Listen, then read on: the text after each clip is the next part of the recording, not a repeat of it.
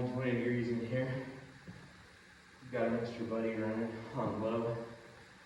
Gotta have something to warm the hands up on.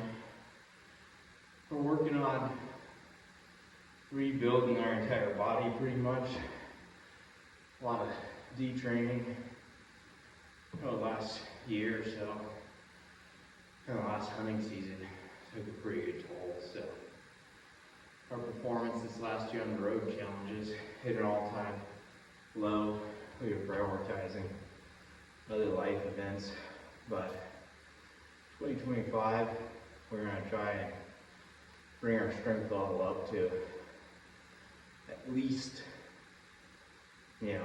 our historical norm, and preferably I'd like to push into some new strength territory, reestablish a lot of my plyometric abilities, jumping, sprinting, mile run.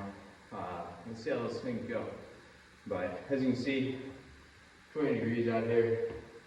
We're working on tempo front squats. Whenever I'm rebuilding, I love tempos because it's just a lot more time under tension.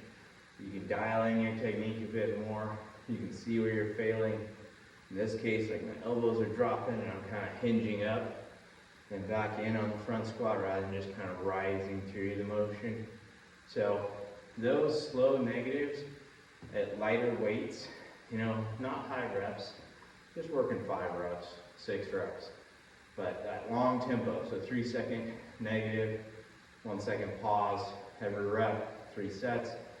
And that's building up that baseline ability to control the weight, control your joints, make sure you get full range of motion, and work out any of the kinks that need to be worked out early on before you start pushing for heavy weight and going for doubles and triples, things like that. This base level work for a couple months of tempos and rising the weight. I'm rising weight every 2-3 weeks pretty much outside of whenever I have setbacks. That's been the goal so far, and it's been working out really well. So tell us what you think and look forward to 2025.